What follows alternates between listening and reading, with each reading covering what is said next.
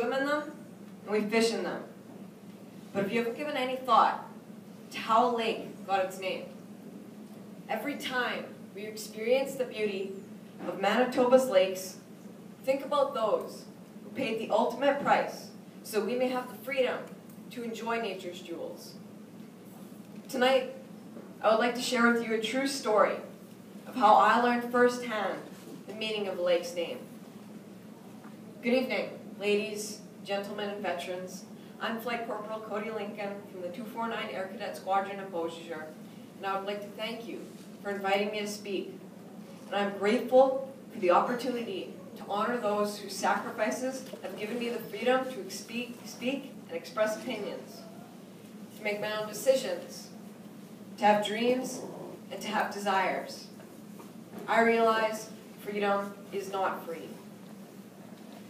I live in the Whiteshell Provincial Park.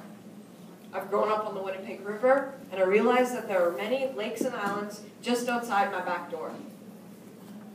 I was too young to give the park much thought until the day my dad received a strange phone call out of the blue. On the telephone, a soft-spoken elderly man asked for my dad. He said he had been bounced from one person to the next and was finally given his name as someone who could probably help. You see, my dad also grew up in the Whiteshell, and as a young boy, before the days of video games, he explored the backwoods from morning until supper time. The gentleman asked my father if he knew where Shayler Lake was. My dad paused for a moment, and he recalled a story he had been told a long time ago. There was this little lake, way off the beaten path, full of millions and millions of minnows, which was affectionately called Minnow Lake. But he had now heard that this lake had been renamed to Shayler Lake, and he thought nothing of the name change. The frail voice on the phone asked if my dad would guide him and his 3 uncles out to that lake, only for them to see it and spend some time at it. He said it was very important to them. Now, my dad has had many adventures in his day, but this one would prove to be the most memorable of them all, the story he shares over and over again.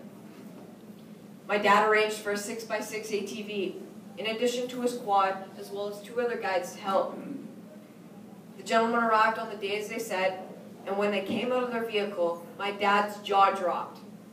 Shockingly, the mild man on the phone was the youngest of them all.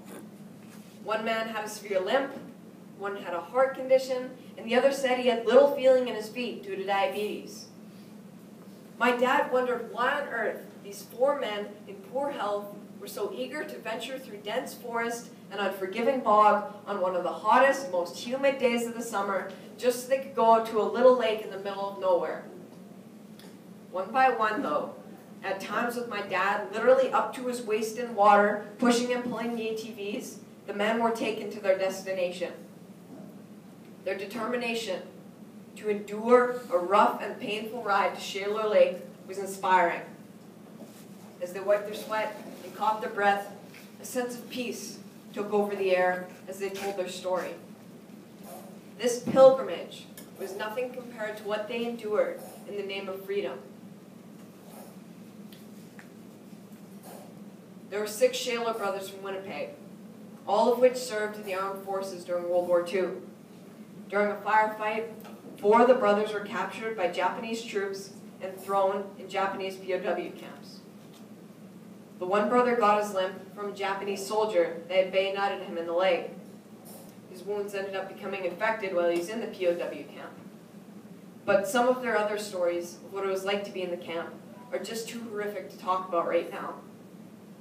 One of the brothers, Private Harry Shayler, died on November 17, 1944, as a prisoner of war when a wall toppled on him as he worked in forced labor in a nickel mine. He was 24 years old and left behind 1 son. That son was the man who had phoned my dad. That lake was named after his father by the province of Manitoba in 1973 to honor the greatest sacrifice he could make for our country and for our freedom, his life. The 4 men shuffled over to a quiet spot and spread the ashes of one of the brothers that had recently passed. They said a few prayers and left behind a small new obituary about their brother posted to a tree. Not once did the visitors complain about the arduous journey they had just conquered. It was as if they had reached a place of everlasting serenity and their life mission was complete. They could now go home. Every year since then, my dad takes my family and I by snowmobile through miles of bushwhacking turkey trail to Shayler Lake. And just as my father did as a young boy, I too wander off to explore this untouched piece of heaven. And while the wind gently blows through the trees and undisturbed snowflakes sparkle in the sun, I imagine a time of bombs and bayonets and of machine guns and mortars, and I am in awe that the sacrifices made by the Shayler brothers and thousands of others as brave as them ensured my freedom to enjoy Shayler Lake forever. Our family has a small campfire meal and appreciate the selflessness of many brave men and women so we could enjoy the most beautiful and untouched piece of nature I've ever seen. It is the perfect final resting spot for an extremely brave World War II veteran, Private Harry Shayler.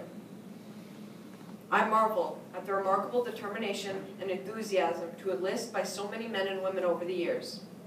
I've read that many of the enlistees had been born or their parents originated in countries being invaded, and they felt a sense of patriotic duty to their homelands.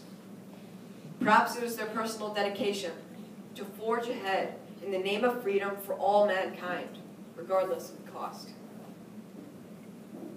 After World War II, the Geographic Board of Canada established a policy of naming geographical features after the names of decorated casualties. In 1955, it was decided to use the names of all casualties, whether decorated or not. The province of Manitoba has named more than 4,200 lakes, islands, bays, and other geographical features after these brave souls. So the next time your boat is anchored in a quiet bay on a pristine lake with a name that could be that of your family, friend, or neighbor, ask yourself, what's in a name? What brave person made the ultimate sacrifice so I have the freedom to enjoy the beauty of our great nation, Canada?